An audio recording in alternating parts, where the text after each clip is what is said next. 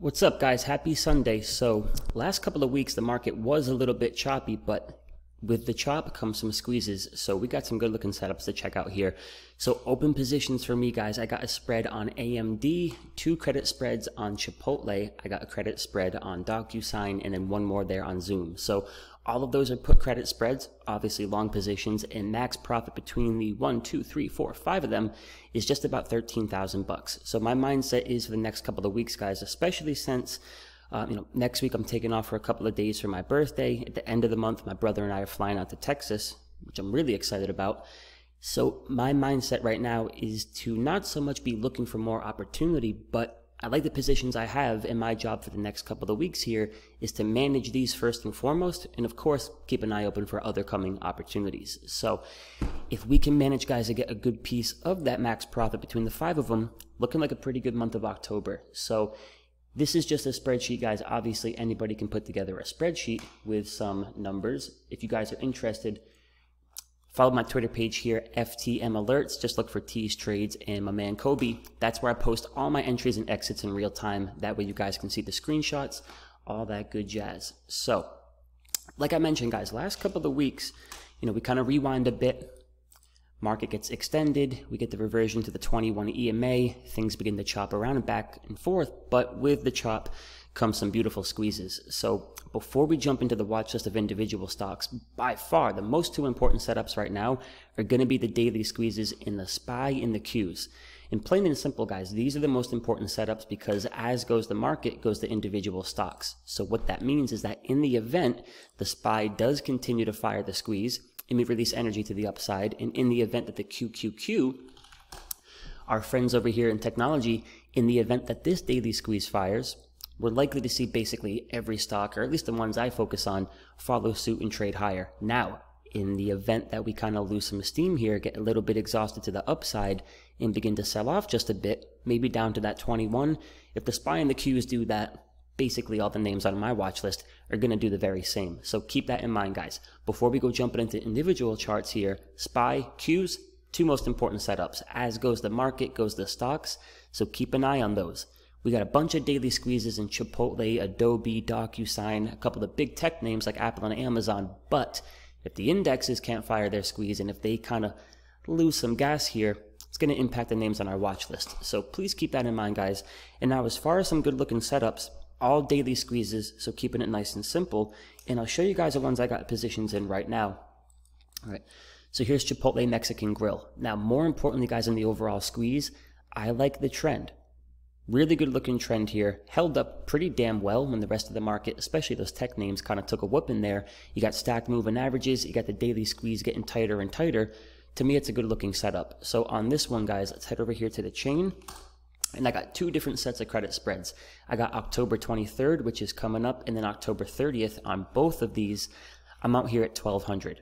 So I got decent time, but more importantly, I got some good cushion, and my time of entry was really important.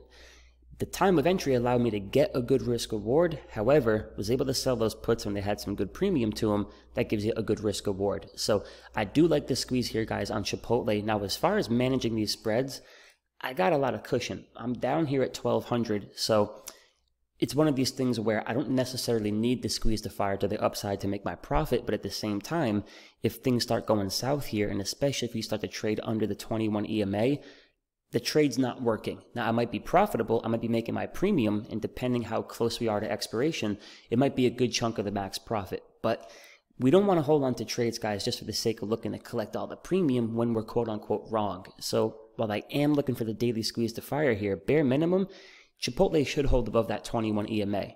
So that is Chipotle. And then we got another good-looking squeeze here, guys, on DocuSign.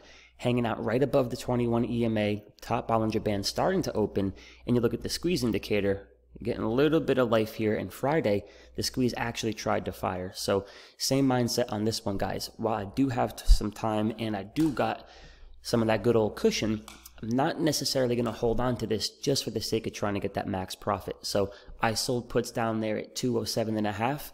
Same thought process as Chipotle. Ideally, the squeeze fires here, but I'm going to consider myself wrong on this move in the event we begin to close back under that 21 EMA. So we'll keep an eye there on DocuSign, guys. And then a couple of more here.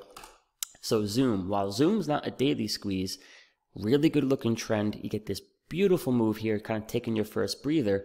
And, not a daily squeeze, but we do have one here, guys, on the 4-hour. So looking like she wanted to go there on Friday. Didn't quite fire, but this is something I'll be looking at here this coming week. We got the all-time highs up there at 530, and if you guys take a look here, Zoom's average move about 25 bucks. A couple of good days of work are going to get us up right near those highs. So I like the 4-hour squeeze. We'll see if this can actually fire this week and make our lives easier. But on this one, I actually got this Friday's expiration, and I'm down there, guys, at 450. So same exact thought process. Though all I need this stock to do is hang above 450 and I'm going to make my max profit, I'm looking for a squeeze to fire here. So in the event the squeeze begins to fire to the downside, looking to close that trade and move on to the next one, regardless, guys, if it's a good chunk of max profit, if I'm break even, a small loss. I love the high probability nature of the squeezes, but at the same time, you're looking for a particular move and you don't want to just blindly hold on to your trade because you think you have cushion. The trade works or it doesn't, and trading it with the credit spread gives you a little bit more edge in your favor, especially in a potentially choppy market environment. So that is Zoom there, guys. We covered DocuSign, we covered Salesforce, and now we got a couple more over here. Now, I know a bunch of the guys and the girls in the Focus Trades group took some positions last week in Adobe. I did a quick little day trade, but as far as a swing trade, this is a good looking setup, guys. You got a nice trend here. Now, previously, we fired a nice daily squeeze, and she really ran into earnings. Get the retracement back down, we chop back and forth, and here we are now with a brand new daily squeeze right above that 21 EMA, and on the histogram, little bit of bullish momentum starting to come in. So on Adobe, guys, I don't currently have a position, and I'm not necessarily looking to chase this. The ideal entry for me would be a little bit closer to the 21 EMA, so while I do think there is a good probability the squeeze can fire here running into earnings, I'd prefer a bit of a dip, something to wake up those put premiums, and that could allow me potentially to get a spread back underneath the 21 EMA. That's where I'm comfortable. So Adobe is a beautiful setup, not one I'm going to chase, but I'll keep an eye on it for that ideal entry. And a couple of more here, guys. We got Spotify. And these are all very similar setups, all daily squeezes, all hanging out right above the 21 EMA, all starting to show signs of momentum there on the histogram. So I do not have a position in Spotify, but this one, guys, is one of my favorites right now, hanging right above the 21 EMA. So I think that alone leans towards it being a good probability that stocks should make a move sometime soon.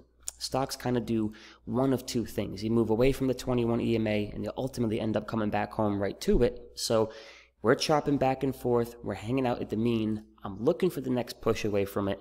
And with the daily squeeze here showing signs of momentum to the upside, I think there's a good probability that move takes place to the upside. So no position yet, guys, but what I will be doing is starting, of course, with the indexes.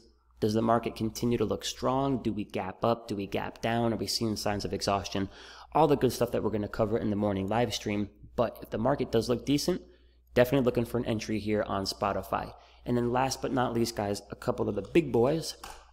The big boys, Amazon. Daily squeeze setting up now. Nowhere near my ideal entry. I like getting long, guys, near the 21 EMA because if you can get your entry there, by the time the stock actually comes up here and tests that breakout level, you got a pretty good profit on your hands. Once the squeeze is potentially trying the fire and now we're putting up that good fight up here near resistance, it can be a little bit more difficult. So my preference would be, guys, a little bit of a dip on Amazon, wake up the put premiums, jump into a credit spread, and then look for a run into earnings at the daily squeeze.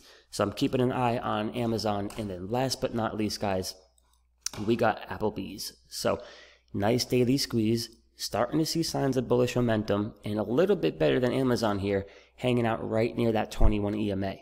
So after the stock split, obviously there's a little bit less premium on Apple as we went from, 400 to the hundreds. But nonetheless, guys, it's a good looking setup. We haven't quite started to make a big pump yet.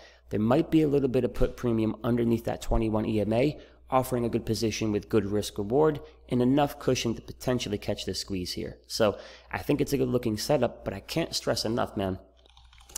If the SPY and the Qs get a little bit exhausted and they got to take a couple of days off, Apple, Amazon, DocuSign, Salesforce, Chipotle, Zoom, all very likely to do the same. So the biggest focus for us this week, guys, has to be on the index.